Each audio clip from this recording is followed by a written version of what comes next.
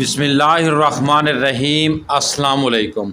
تکلیف کے سبب گناہوں کا مٹنا۔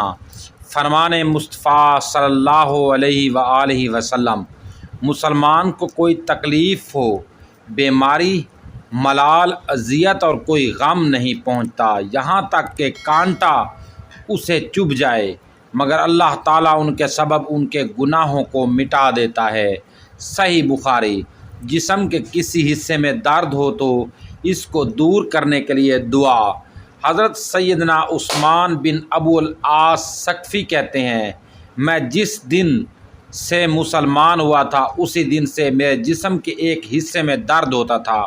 میں نے اس کی شکایت اللہ کے رسول صلی اللہ علیہ وآلہ وسلم سے کی تو آپ صلی اللہ علیہ وآلہ وسلم نے فرمایا، جسم میں جس جگہ درد ہے وہاں اپنا ہاتھ رکھو اور 3 بار بسم اللہ کہو، پھر 7 مرتبہ یہ دعا پڑھو، اعوذ باللہ وقدرتی من شر ما اجد واحاذر۔